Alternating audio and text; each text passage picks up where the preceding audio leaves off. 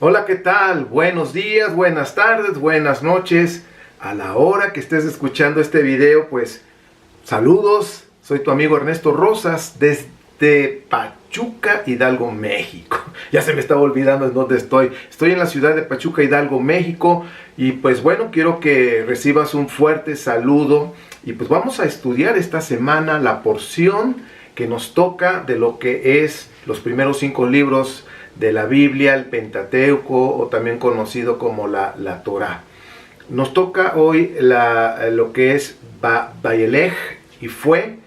Y quiero hacerte una pregunta. Vamos a relacionar esta parashá, esta porción, con una pregunta y que vamos a estar reflexionando durante todo este tiempo. ¿Qué harías si el Eterno te dijera el día de tu muerte? ¿Qué harías si el Eterno te dijera que hoy vas a morir? ¿O qué harías si el Eterno te dice lunes o el segundo día de la semana vas a morir? ¿Qué harías? Creo yo que es una pregunta interesante porque ahora imagínate qué sucedió con Moshe cuando él supo que tenía que morir. Bien, o el día que iba a morir. Quiero decirte algunos libros, recomendarte alguna bibliografía, porque vamos a tocar algunos puntos que posiblemente te digas, ah caray, eso yo no lo sabía, porque yo tampoco lo sabía, y en la investigación y todo eso, pues me encuentro información interesante. Entonces es bueno tener también bibliografía que puedes encontrar en PDF en Google. Ahora sí que pregúntale al rabino Google y vas a encontrar mucha información en PDF que puedes bajar y puedes leer. Hay un libro que se llama Mitos, Leyendas y Rituales de los Semitas Occidentales. Edición y traducción de Gregorio del Olomo Lete, editorial Trota. Es un libro que trae información muy interesante y que nos va a ayudar a comprender mucho de lo que es las escrituras hebreas. También hay otro que se llama Instituciones del Antiguo Testamento, de Roland de Baus, de la Biblioteca Herder. También es un material interesante. Yo creo que vamos a ir agregando poco a poco todas estas informaciones que tú puedes conseguir o comprar, pero en la red hay PDFs que puedes tener en tu iPad, en tu tableta, en tu teléfono, y puedes estar leyendo. Claro que no hay como tener el libro, porque lo puedes personalizar, rayar, en fin. Y pues también la Biblia que he estado usando últimamente, que también leo otras versiones para ir viendo las interpretaciones, las traducciones. La Biblia BIM 2018, que es la versión israelita nazarena, esa la pueden conseguir directamente a Puerto Rico. Es una buena versión, claro, no es perfecta, pero tiene una traducción muy apegada a los originales. Bien, pues este Shabbat está entre Yom Teruah y Yom Kippur. Si te das cuenta, celebramos en días pasados, el domingo en la noche celebramos a Yom Teruah, que es el inicio, estar de pie delante del Rey del Universo, donde es el día del juicio, donde Él empieza a hacer ese recuento de todas nuestras acciones. Y después de Yom Teruah hasta Yom Kippur tenemos 10 días de hacer teshuvá, pero realmente una teshuvá de corazón, de poder cambiar con todo nuestro corazón, con obras de arrepentimiento. Entonces, por esta razón, entre este Shabbat que nos toca, entre Yom Teruah y Yom Kippur, la Haftarat, hay lecturas, o la parte de los profetas, hay lecturas especiales que están relacionadas precisamente con el día más sagrado del año, que es Yom Kippur, el día del perdón, el día de la expiación. Y precisamente ahorita estamos a la mitad, casi a la mitad de esos 10 días de la oportunidad de hacer teshuvá. Recordemos que la palabra teshuvá es más que un arrepentimiento, es hacer un retorno, girar y caminar hacia el Rey y someternos a Él. La parashá 52 de este año, todavía digo 5779, porque estamos dentro de ese ciclo, aunque ya estamos, ya iniciamos el año 5780, pero todavía el ciclo de lecturas del año 5779 aún no termina.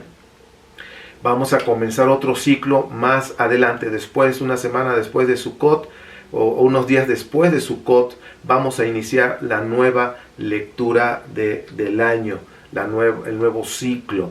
Entonces ya será la parashá número 1, 5780, si el Eterno lo permite. Y cada ciclo vamos a estar aprendiendo nuevas cosas. Deuteronomio 31, del 1 al 30, es una porción pequeña, un capítulo, y tenemos la Haftará, que es bastante más abundante, Oseas 14, 2 al 10, Miqueas 7, 18 al 20, Joel 2, 11 al 27, que yo te animo que todo esto lo puedas leer, que aunque en esta porción nos vamos a concentrar exclusivamente en lo que es Deuteronomio, y si el Eterno me permite, vamos a cerrar el Shabbat y lo vamos a pasar en vivo por Facebook, Amor por la Verdad, o simplemente en Facebook, pregúntale ahí en el buscador Ministerio 710, y vamos a grabar lo que es la Haftará. Nos vamos a concentrar, ahora sí que totalmente en la Haftará, relacionado precisamente con Yom Kippur. Entonces ahorita nos vamos a ocupar en una sola parte, y eso es lo que vamos a estudiar juntos. Es para este sábado, octubre 5, 2019, que es Tisri 6 ya, 5780. Bien, ¿qué harías? Estábamos preguntando esto al principio, si el Eterno te dijera el día que vas a morir. ¿Qué harías? Ponte a pensar, ¿qué harías? Dice, ay, pues mira, ¿qué haría? Pues para entrar, ahora sí que en el tema, es una frase bastante fuerte, que te diga hoy o mañana o en un mes vas a morir. O sea, ¡pum!, sabes que ya tu vida no va a llegar más allá de un mes, porque el Eterno así ya lo estableció y te lo está diciendo. Yo creo que para Moshe también debe haber sido algo muy fuerte. Por eso empezó a dar consejos relevantes. El Eterno ya le había mostrado situaciones en cuanto al pueblo de Israel. Y pues bueno, esa pregunta creo que nos mueve a cualquier persona a reflexionar de manera profunda. Deuteronomio 31, vamos a ver ahí, Moshe ya dice que fue y transmitió un mensaje.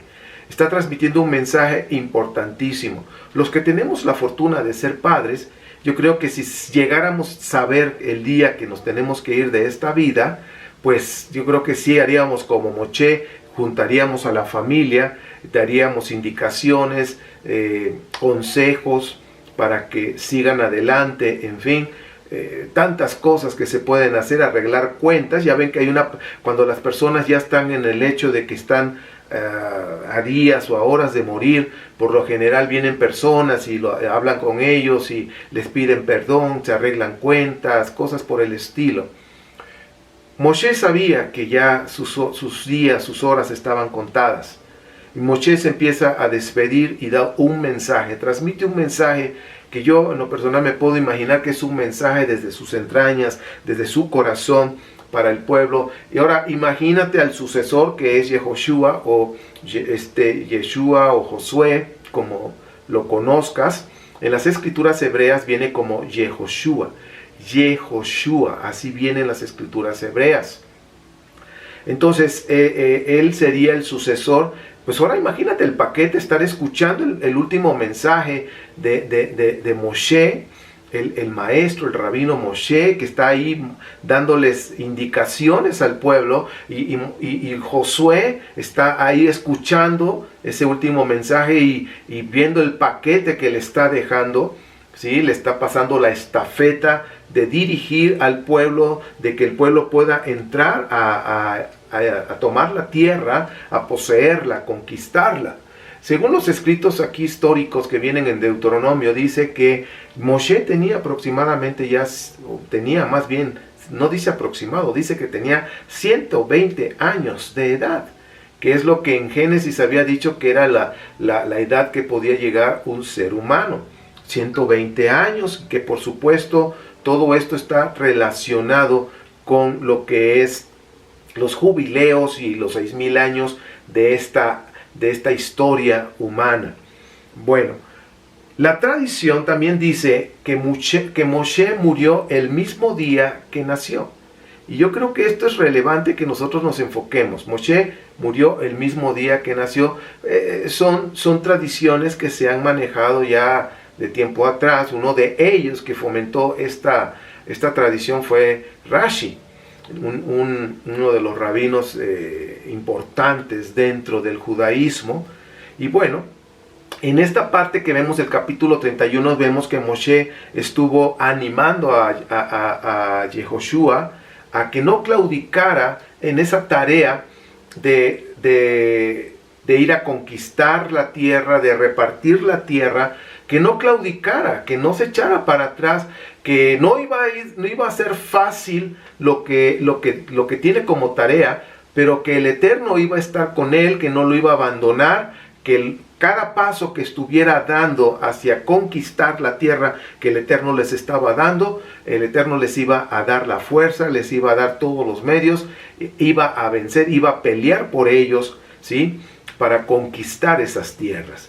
Y yo creo que es importante que nosotros sepamos que cuando nosotros vamos tras un proyecto de vida, de planes, de conquista, de desafíos, creo que es importante que si nosotros tenemos a nuestro Padre Eterno como nuestro Elohim, como nuestro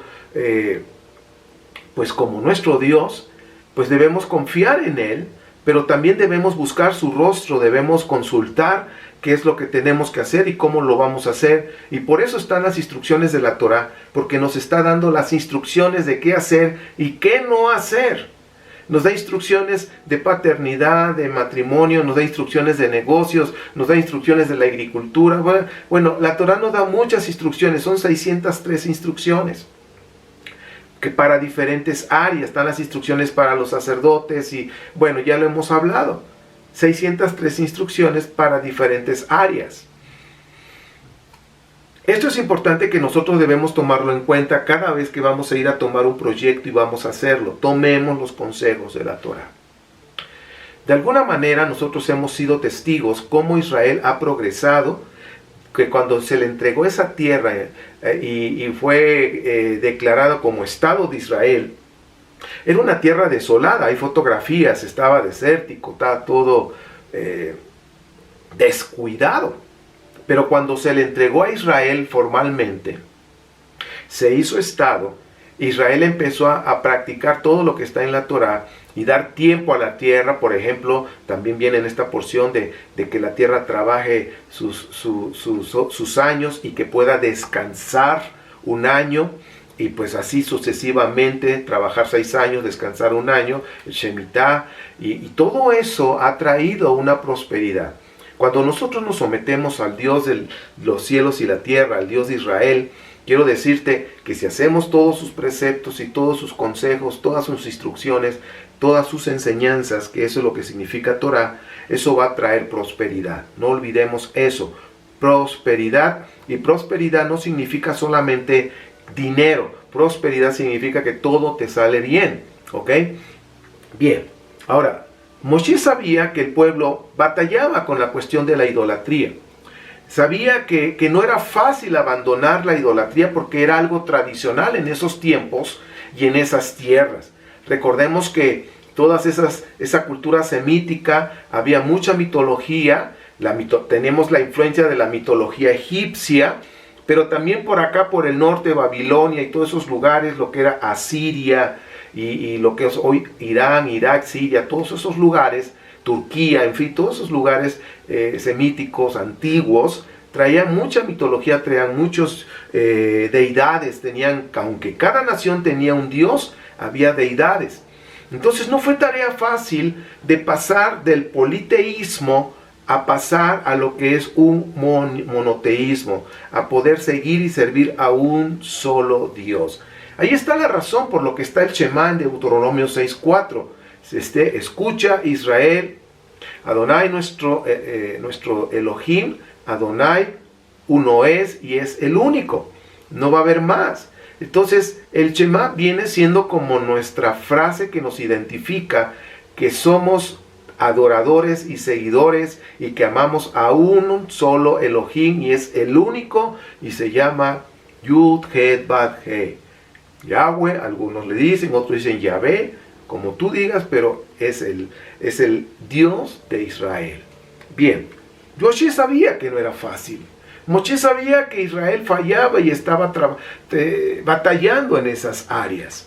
Entonces vemos aquí en las diapositivas dos dioses que pues bueno, son dos dioses que están en esa zona y que eran, por decir, los creadores de todo el universo según ellos, ¿sí? Los creadores del hombre y la mujer, porque hay una tradición que se manejaba en esos tiempos, que cuando decía hagamos al hombre, se dice en esa tradición de la mitología hebrea que era precisamente el dios El con la diosa Ashera, que estaba hablándole y diciendo hagamos. Y así fue que en ese momento se hizo el hombre y la mujer, en esa versión, en ese midrash. ¿Sí? Hay una tradición, te estoy hablando de mitología hebrea. Creo que es importante que nosotros conozcamos qué es lo que pensaban en aquellos tiempos, cómo veían las cosas y por qué es que Israel estuvo batallando. Entonces, dentro de esa mitología, dentro de todas esas creencias religiosas, pensaban que la creación fue hecha entre el dios El y Ashera, que es la esposa. Ahora, esto, recuerden, lo vuelvo a decir, es mitología hebrea. Entonces, todo eso es lo que Moshe se estaba enfrentando. Y es lo que el pueblo de Israel estaba batallando en su fe, en sus creencias que ellos venían arrastrando de cientos de años atrás. ¿Sí? Recordemos que estuvieron tan solo 210 años ahí en lo que es Egipto, pero toda esa influencia que recibieron, pero mucho antes, también antes de ese tiempo de estar en Egipto, también hubo esa influencia porque eran los dioses semíticos de Canaán y todos esos lugares. Bien, entonces ya tenemos estos dioses que se conocen. Vemos a la mujer, a la diosa Ashera, como que está levantando su pecho y está dando a entender que hay suficiente comida para poder sostener a los hijos y que no van a pasar hambre. ¿Ok?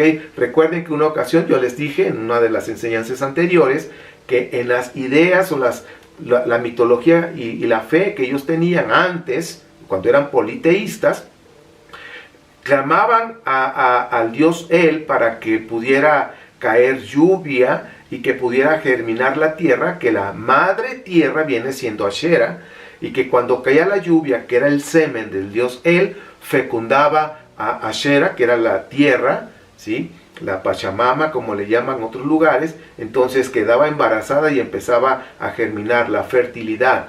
Entonces eso eran las costumbres y las ideas, la cosmovisión religiosa que tenían en aquellos tiempos antiguos, cuando Israel estaba batallando con el politeísmo. Moshe sabía que estaba Israel en esa área, y pues bueno, Deuteronomio 31, 16 al 18, el Eterno le dijo a Moshe que Israel lo iba a abandonar y que rompería el pacto por irse tras los dioses de las naciones. Quiero decirte que cada nación que Israel iba a entrar y poseer, cada nación tenía su propio Dios.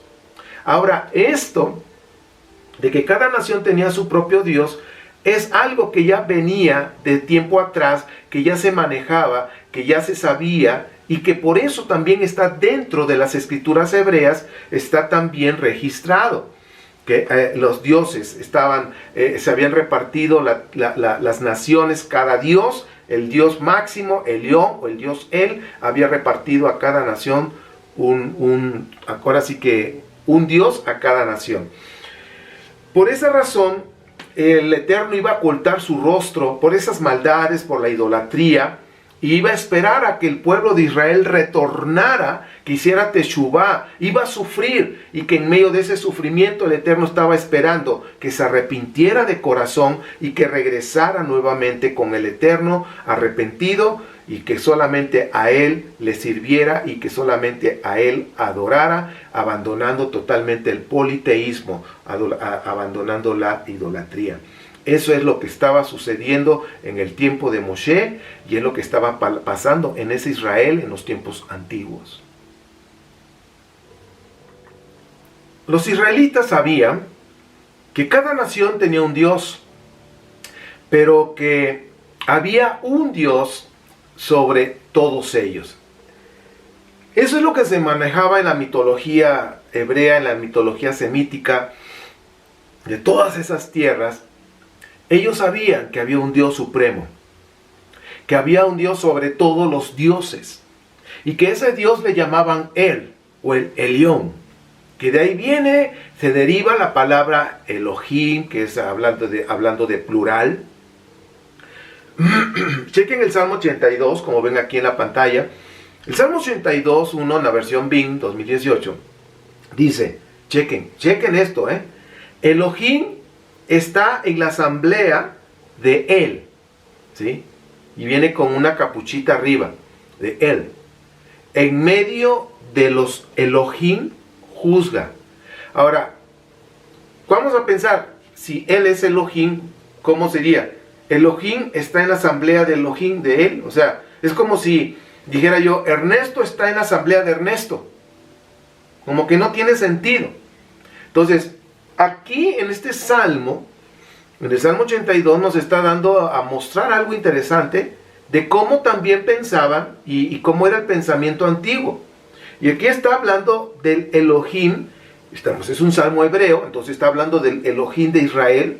Dice, el Elohim de Israel está en la asamblea de Él.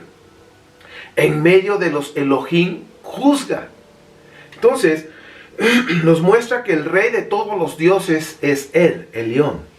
Ahora, ustedes recordarán que Israel fue sacado de Egipto, que el Eterno mandó un ángel, mandó un personaje especial para sacar a Israel de Egipto. Y que ese ángel iba a ir delante de Israel, los iba a guiar. Y que el Eterno había puesto su nombre ahí, ¿sí? En ese ángel. ¿Ok? Ahora, si te das cuenta, dice, Elohim está en la asamblea de Él, en medio de los Elohim, de otros dioses, está juzgando. Vamos a seguir avanzando. Deuteronomio 32, 8 al 9 nos está diciendo que cuando Elión, o Él, le dio a las naciones su hogar, dice, y estableció, dice, cuando Elión le dio a las naciones su hogar y estableció las divisiones del hombre, fijó los límites de los pueblos y dice, en relación con los números de Israel, porque la porción de Yahvé es su pueblo y Jacob la heredad que le tocó. O sea, chequen este dato, o sea, hay un nombre y que está representando al pueblo de Israel. ¿Ok? No pierdas de vista esto, porque también Deuteronomio nos está mostrando que el Elohim mandó a un ángel especial que puso su nombre en él para poder sacar a Israel y guiarlo. Tenemos que ir viendo cómo es el lenguaje de esta cultura y de la mitología hebrea. Entonces significa que cada nación tiene su Elohim. Por ejemplo, veamos. Israel es Yahvé. Moab tiene a Kemosh. Filisteos tiene a Dagón. Y Amón tiene a Moloch. Todo esto lo podemos encontrar en las escrituras hebreas cuando están hablando de los dioses, y te das cuenta cómo cada nación tenía un dios diferente, y el dios de Israel llamado Yud-Ket-Vav-Hei, Yahvé o Yahweh, está ahí representando a Israel. Ahora, Éxodo 15:11. ¿Quién como tú, Yahvé, entre los Elohim? ¿Quién como tú, Yahvé, entre los Jaelim, entre los dioses? ¿Sí? ¿Quién como tú, majestuoso en santidad, tremendo en esplendor, obrador de maravillas? Entonces nosotros tenemos que ir viendo cómo el Dios eterno, el Dios, por decir así, el Dios que hizo los cielos y la tierra, ha puesto a un personaje que está guiando a Israel. Ahora, esto es interesante que lo veamos, porque esto viene en Éxodo, un ángel que lo fue guiando porque el Eterno puso su nombre en él. Ahora, veamos aquí los dioses, Kemosh, Dagón y Moloch. Estamos viendo diferentes dioses que cada nación adoraba. ¿Ok? Y esa es la idolatría que estaba enfrentando Israel en aquel tiempo, ¿sí? Por eso nosotros a veces ni nos damos cuenta cuando estamos cantando y estamos Por ejemplo, hay canciones que antes decíamos, Jehová, el Dios de Israel, ¿sí? El Dios de Israel, o pues así estaban los cantos antes, ¿no? Yahvé, el Dios de Israel, o Yahweh, el Dios de Israel. O sea, estaba determinando ese nombre al Dios de Israel, pero también hay un nombre que es sobre todos, que es el Elohim, ¿sí? Ahora, Jueces 11, 23 al 24, checa, dice, ahora pues, Yahvé, el Elohim de Israel, desposeyó a los emoritas delante de su pueblo de Israel. ¿Y quieres tú poseer su tierra? ¿No conservas tú lo que Kemosh, tu deidad, te da en posesión? Así tomaremos nosotros todo lo que Yahvé, nuestro Elohim, nos ha dado en posesión. Si te das cuenta, esa era la mentalidad de todo el pueblo Israel antiguo, el antiguo Israel. Uno de los libros más antiguos de las escrituras hebreas es el libro de Jueces. Es el libro más antiguo. Entonces, chequen ustedes cómo está la expresión de lo que tenían ahora sí que los israelitas en aquel tiempo. Ahora, aquí lo vuelvo a repetir, dice, no conservas tú lo que Kemosh, tu deidad, te ha dado en posesión, así tomaremos nosotros todo lo que Yahvé, nuestro Elohim, nos ha dado en posesión. Ahora, Israel sabía muy bien que él, acuérdense, él, o Elión, era el rey sobre todos los dioses y cada uno de ellos le dio una nación como heredad. Desde los tiempos antiguos esto era conocido por el pueblo de Israel y en la mitología hebrea. Creo que una de las cosas que nosotros debemos también estudiar cómo es la mitología hebrea para poder comprender las escrituras hebreas. Porque a veces nada más leemos por leer y no estamos identificando todo lo que está sucediendo. Y a veces nada más leemos ahí en Éxodo cuando le estaba diciendo a Moshe, he enviado a un ángel que los va a guiar, los va a llevar, los va a sacar, y él va a decidir y no se pongan en contra de él porque él tiene esa autoridad de no perdonar y de quitar, en fin, la vida. Entonces, debemos tomar en cuenta todo ese lenguaje y que hay un Dios supremo, Elión, ¿ok? Que así se ha visto por años. Cada nación tenía su Dios y sus ritos ceremoniales para adorarlo. Israel tenía un compromiso matrimonial con Yahvé, pero dentro de todo eso, de ese compromiso que tenía con el Eterno, adulteró ritualmente para ir con otros dioses, para adorarlos, para servirles, así como lo hacían esas naciones. Lamentablemente Israel cayó en esa situación. Pues las consecuencias han marcado la historia de Israel hasta el día de hoy. Hemos visto consecuencias devastadoras. Pero bueno, ¿cuál es el proceso entonces del pecado? Y uno del pecado que nosotros estamos viendo en nuestros tiempos antiguos, antes de esta era común, antes de lo que es el exilio en Babilonia, por así que tomemos el exilio de Babilonia como el antes y el después, porque hubo un cambio ahí. Después del exilio de Babilonia, el monoteísmo en Israel fue más comprometido, más fuerte, y el exilio antes de Babilonia, el politeísmo todavía estaba ahí batallando muy fuerte con Israel. De hecho, de las escrituras que el Rab Shaul tenemos en Corinto, recordemos que Primera y Segunda de Corintios la escribió el apóstol Pablo, o el Rab Shaul. Él estaba dando un mensaje a los israelitas del que no cayeran en las situaciones de la idolatría, que tomemos en cuenta todo lo que Israel, estaba hablando de ese Israel antiguo, de sus ancestros, todo lo que ellos pasaron por los problemas de la idolatría, o más bien por caer en las trampas de la idolatría y las consecuencias que trajeron en sus vidas. Y quiero mostrarte cómo es el proceso del pecado. Cuando una persona quebranta la Torah de manera consciente, sabe que eso que va a hacer está mal, pero lo hace, eso es pecado, lo hace de manera consciente.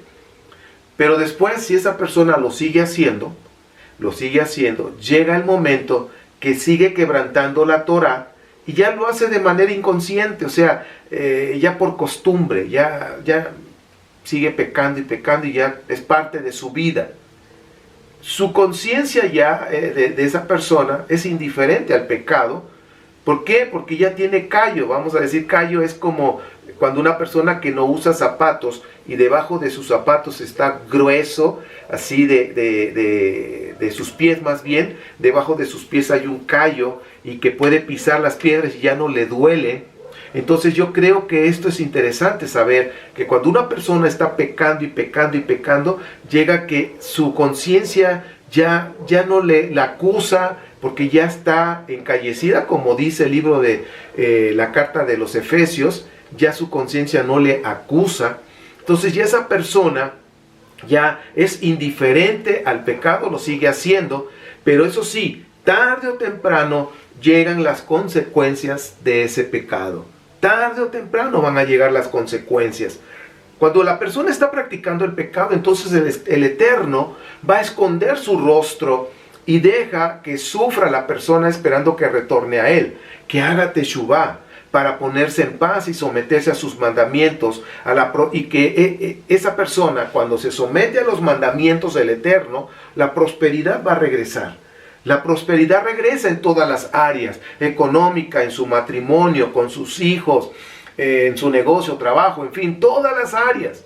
La prosperidad regresa. Recordemos que la palabra prosperidad significa lo que es que te va bien.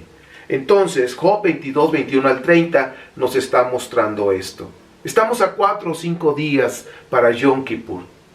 ¿A qué Dios adoras y le sirves? ¿A qué áreas de tu vida están en ruinas? ¿Qué debes abandonar para retornar a nuestro Elohim? Si Yahvé te dijera que hoy vas a morir, ¿estás listo? ¿Estás listo para morir? Hoy es el día de hacer teshuvá de corazón, mis amados, de retornar, porque mañana puede ser demasiado tarde. Nadie tiene la vida comprada. Hoy estamos, mañana quién sabe. El Eterno no rechaza un corazón que se humilla con sinceridad, que está dispuesto a comprometerse y a someterse totalmente a sus mandamientos. Y como dice el dicho, mientras hay vida, hay esperanza. Hoy es el día de hacer cambios, hoy es el día de arrepentirnos, hoy es el día de hacer teshuvá, mis amados, mañana puede ser tarde. Bueno, que espero que esta reflexión te ayude a hacer un cambio genuino de corazón, y pues la verdad yo deseo que tu nombre sea inscrito y sea sellado, que seamos inscritos, que seamos sellados, que tengamos un año próspero, abundante, y que sea un año dulce para todos ustedes, para todos nosotros, y que podamos seguir caminando en obediencia, amando a nuestro Padre Eterno por siempre, hasta que Él diga hasta aquí. Les mando un fuerte abrazo, que pasemos un Shabbat delicioso, honrando a nuestro Rey, y que en estos días sigamos meditando, haciendo teshuvá ante el Eterno, haciendo cambios genuinos y permanentes. Shabbat Shalom.